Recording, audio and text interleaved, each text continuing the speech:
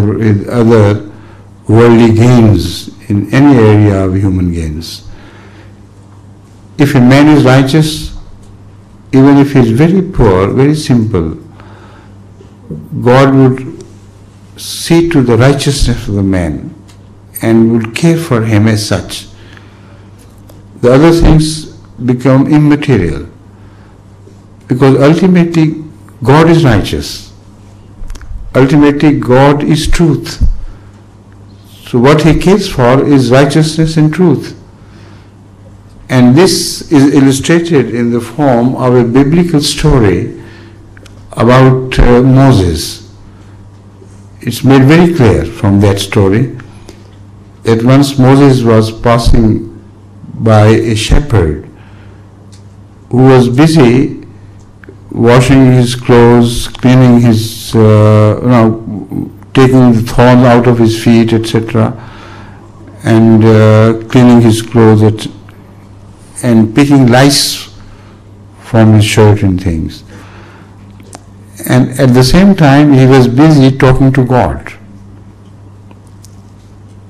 And what he was saying attracted Moses' attention, and he stopped to listen to what he was saying. He was saying, "Oh God, if I have you, I'll take thorns out of your feet, and I'll see to it that no lice ever bother you again.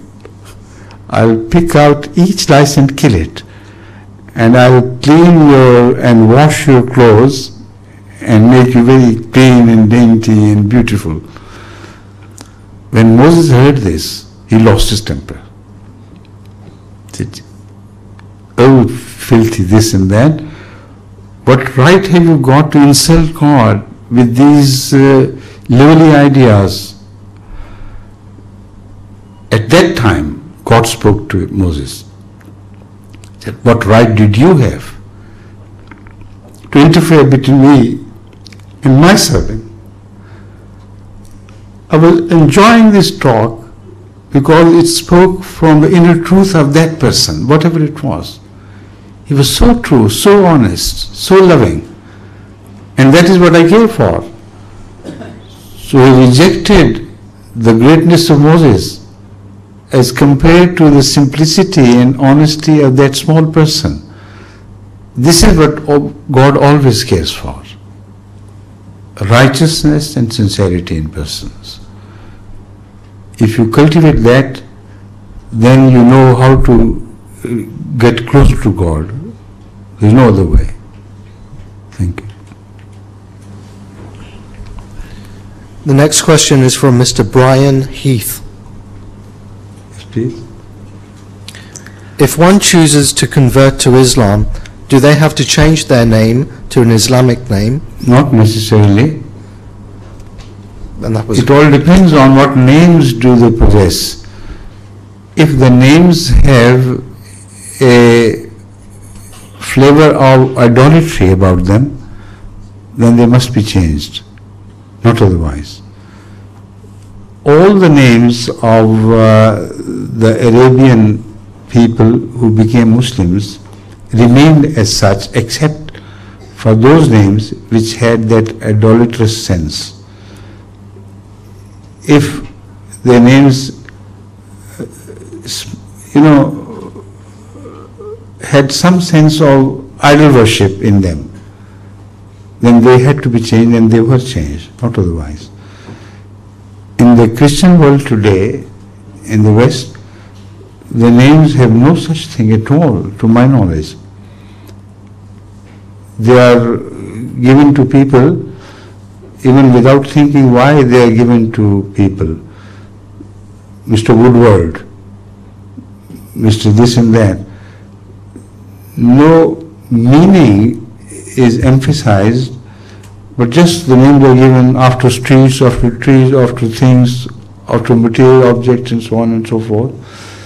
So these names should not be changed. They should be kept as such. But if in addition to that, somebody would like to have some name which speaks of his being a servant of God, then I always welcome this additional change, additional name to a previous name. Sometimes people who convert to Islam insist that their name should be changed. And what I do normally is that I look at the alphabets of their names, each part of the name, how it begins, and give a name which according to them is Muslim, which normally prevails among these Muslims, beginning with that alphabet. So they don't have to change their initials. And again, if they require me to add something to it, I do that. But it is entirely optional, not essential. Thank you.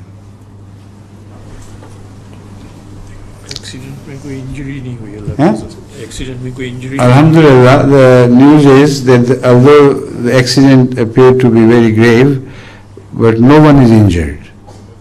Good. Huh?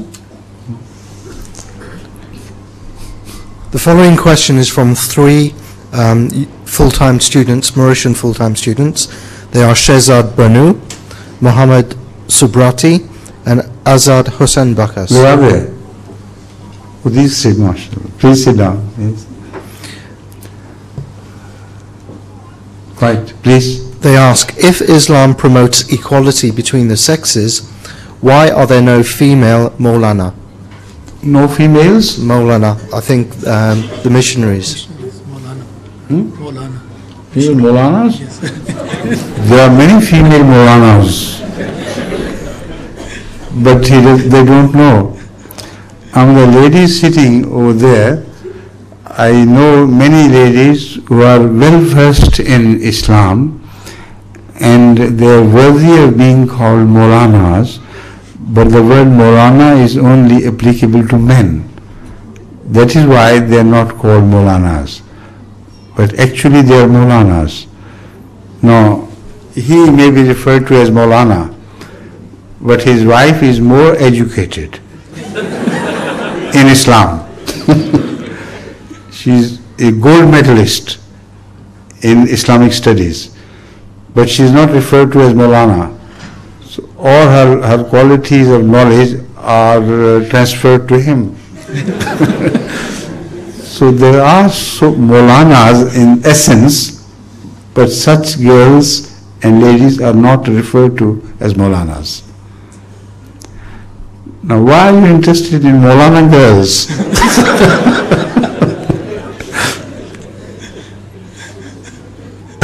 Only, it's just incidental, please.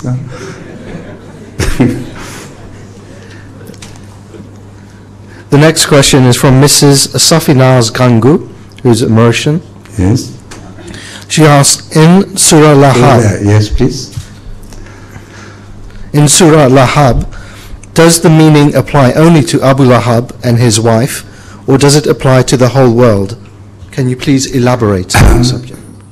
Thankfully, it doesn't apply to the whole world. It only applies to a person of fiery nature, who is rebellious, who is destructive, and who also has a companion who shares these values with him. So this is metaphorical in this sense, that whoever is the father of fire, it means that he is not only destructive in his nature like fire is, but he gives birth to fiery people.